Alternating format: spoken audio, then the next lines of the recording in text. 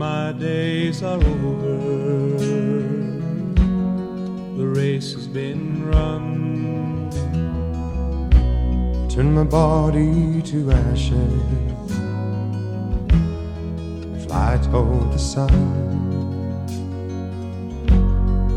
Over the mountain, let those ashes go. Down to the forest, the river below. I'll be part of the river that flows to the sea,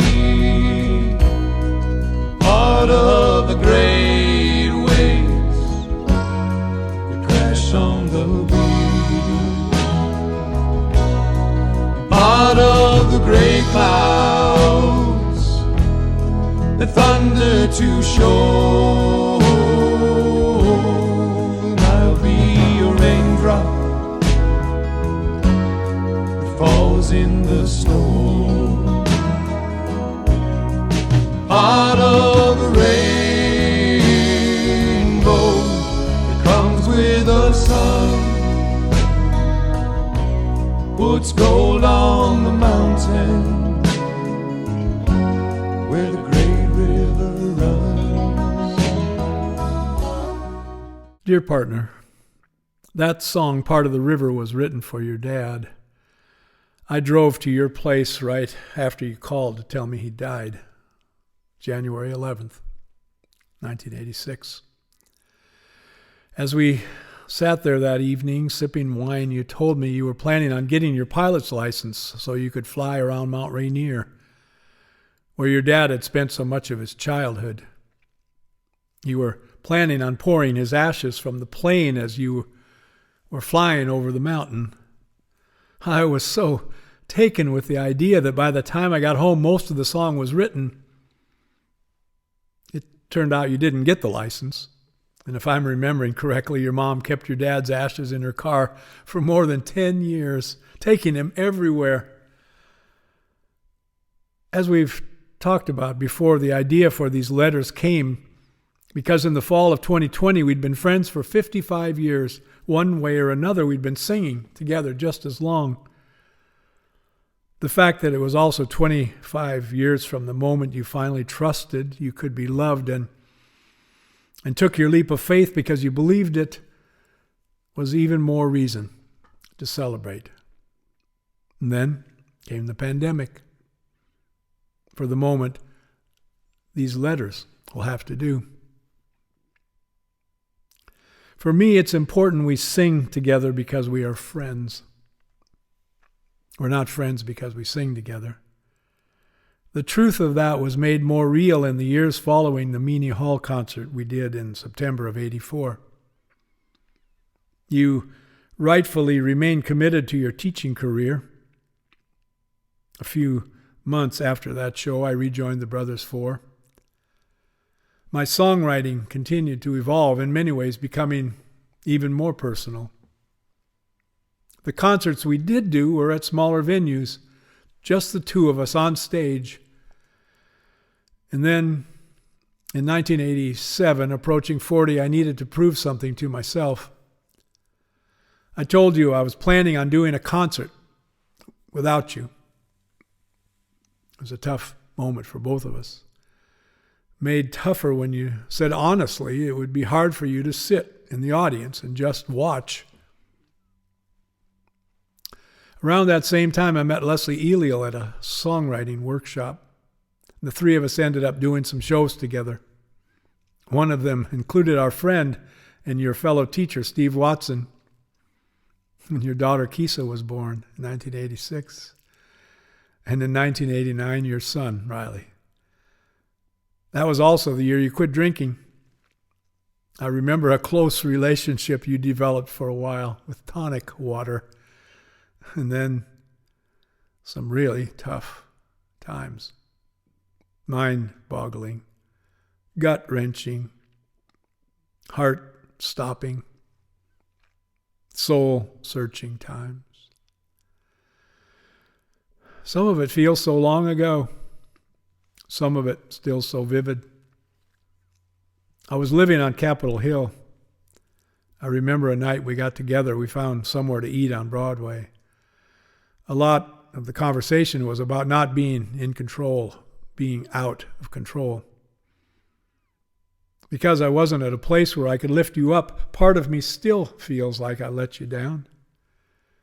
We would record the song Lost Boys years later that touches on that time.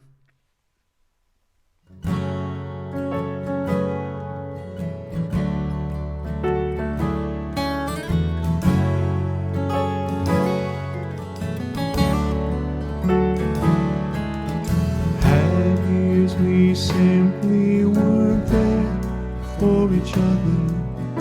Those years we couldn't be there for ourselves. We couldn't love who we saw in the mirror. We surely couldn't love somebody else. We were lost boys out there on the road, lost boys each on our own, not knowing if in time we'd ever find our way back home, lost boys out there on the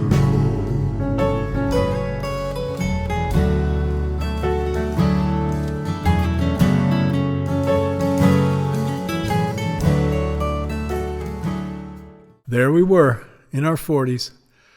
Still, so much to learn about how to be there for ourselves. To be there, to be a witness for somebody else. Still, so much to learn about love and about truth. About truly living, loving lives. Wanting so much to be loved. And yet, when love got too close, often pushing that love away. The hardest thing now is thinking about the people that I hurt along the way. For years trying to solve the riddle, how can someone love me unless they know me well, yet if they know me well, how can they love me? Eventually, our singing together was mostly at each other's houses. We were busy making sense of our lives. The brothers four were enjoying a renaissance at home and abroad. I performed by myself, including several extended stretches in Sun Valley. Pat and I became a couple in 1990. In 93, I did a solo album and some shows to promote it. One of the tracks was the two of us singing Dear Partner, and another was the Brothers Four singing a song I wrote with Leslie, The Heart of the Heartland. Of the other dozen songs, half were new and the other half were songs I wanted to put my own stamp on, like Magic Carpet. At the time, I chose not to talk to you about what I was doing regarding those songs. I rationalized things like it was easier not to say something. Did I really need to say something? What difference does saying something really make? And the truth is, at the time, I couldn't explain to myself why I felt that strong a need to make those songs my own. Or why, when you told me that you might not be able to simply be in the audience, it aroused fears of abandonment. I do know how good it feels now to give voice to my fears. There were a series of events in 1994 that would remind me again of the preciousness and fragileness of life. When my cousin Jane at 39 was diagnosed with breast cancer, I told her I would write her every Friday until she got well. I sent her postcards for 18 months. She died on March 24th, 1994. That May, my father suffered a stroke. In early June, Pat and her daughter Jody were robbed at knife point. A few weeks later, Pat successfully donated bone marrow to someone who, she would learn a year later, was an 11-year-old only child. And then in September, Pat and her youngest daughter, Lindsay, both survived a serious car accident. That cascade of calamities became not only a reason to take stock of a life, but to also find ways and reasons to celebrate even more the moments of joy in our lives. Like the moments we will talk about in the next letter when I spoke at your wedding, and you sang, spoke, and stood next to me at mine. We'll end this letter with a question we asked at a 1986 concert that we struggled for years to answer. What does someone like yourself find to love in me?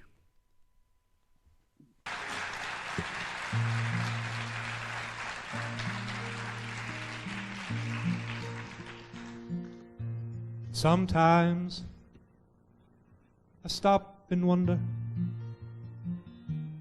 what is life about? Stop and ask some questions, try to figure some things out. Ask questions with few answers, some ways of wondering why. I may not find answers, but sometimes I have to try. Is love something that grows out of us or that we grow into?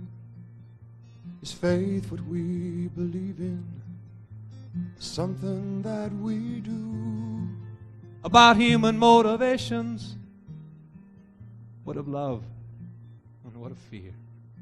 What unites us? What divides us? What are we doing here? And when there is enough of something, why do we still want more? What is truth and what of justice? Can we put an end to war? Where does tomorrow come from? The past, where does it go? These are just a few things I'd really like to know. Then there's one more question, Important, yes indeed. What does someone like yourself find to love in me? what is more important, what we feel, believe, or think? Does it really matter in some larger scheme of things? If one person makes no difference, then what difference does it make about people we run into? Is it chance or is it fate?